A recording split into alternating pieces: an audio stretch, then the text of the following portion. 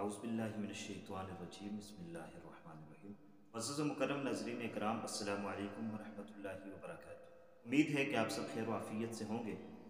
آج کی ویڈیو میں ہم بات کریں گے کہ قرآن کریم کی ایک مختصر سی صورت، چھوٹی سی صورت، جو بڑا تو بڑا ہے، چھوٹوں کو بھی یاد ہے، اور آپ نماز کے اندر اس صورت کو پڑھتے بھی ہیں، جس صورت کو سورہ اخلاص کہا جاتا ہے۔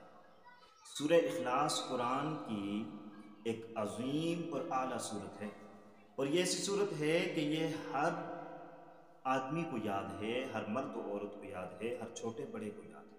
بہت سے لوگ یہ شکوہ کرتے ہیں ہمیں قرآن پڑھنا نہیں آتا، تو ہم انہیں کہتے ہیں کہ آپ سورہ اخلاص تو پڑھ سکتے ہیں، سورہ اخلاص پڑھیے۔ تو آج کی ویڈیو میں آپ کو سورہ اخلاص کا ایک وظیفہ بتلانے لگا ہوں۔ سورہ اخلاص کو پڑھنے کے بہت سے فوائد ہیں، بہت سے ثمرات ہیں، بہت سے برکات ہیں۔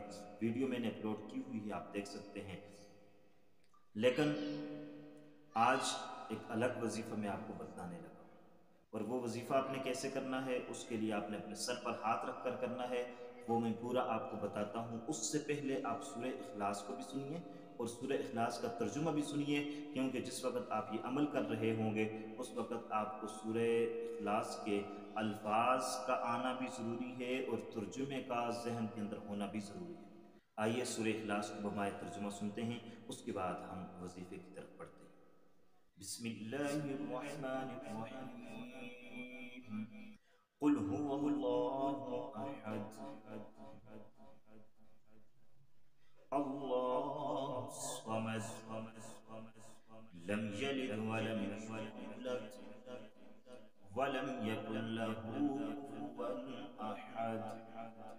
اے پیغمبر کہہ دیجئے کہ اللہ ایک ہے، اللہ بے نیاز ہے، نہ وہ کسی کی اولاد ہے نہ اس کی کوئی اولاد ہے، اور اس کا کوئی ہمسر اور سانجی نہیں ہے۔ آپ جب یہ وظیفہ کریں گے تو آپ نے اپنے سر پر ہاتھ رکھنا ہے، اور ہاتھ رکھنے کے بعد آپ نے سورہ اخلاص کو 7 مرتبہ پڑھنا ہے۔ جب آپ سورہ اخلاص کو 7 مرتبہ پڑھ رہے ہوں گے، اس دوران آپ کے ذہن کے اندر سورہ اخلاص کا ترجمہ ہونا ضروری ہے، اور آپ سورہ اخلاص کے ترجمے کو اپنے ذہن میں رکھ کر 7 مرتبہ آپ پڑھیں گے۔ قل هو اللہ احد اللہ الصمد لم یلد ولم یولد ولم یکن له کفوا احد۔ اگر آپ یہ وظیفہ کر لیتے ہیں آپ کو فائدہ کیا ہوگا؟ اگر آپ یہ وظیفہ کرتے ہیں تو قرض سے نجات مل جائے گی۔ جو آدمی مقروض ہے، اس پر قرض ہے، قرض والے تنگ کرتے ہیں، تو اس کو چاہیے کہ یہ وظیفہ کرے۔ اس وظیفے کو اسی طریقے سے کرے، انشاءاللہ العزیز اللہ غیبی مدد فرمائیں گے اور غیب سے قرض کی ادائیگی کا سبب پیدا فرمائیں گے۔ دوسرے نمبر پر اس وظیفے کو کرنے والے کو یہ فائدہ ہوگا کہ دشمنی سے نجات۔ اگر دشمنی کا خطرہ ہے یا کسی سے دشمنی ہے اور کوئی خوف ہے تو انشاءاللہ العزیز دشمنی کا خطرہ ٹل جائے گا، دشمن سے حفاظت ہو جائے گی۔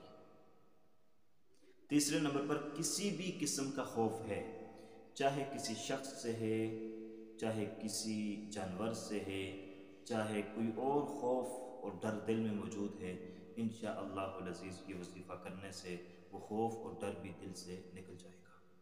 اس کے علاوہ جو آدمی سورہ اخلاص کو پڑھتا ہے اور روزانہ پڑھتا ہے تو اللہ تبارک و تعالی اس کو 36 قرآن پڑھنے کا اجر و ثواب عطا فرماتے ہیں، اور اس کے ساتھ ساتھ اس پر سے غضب کا دروازہ بند ہو جاتا ہے۔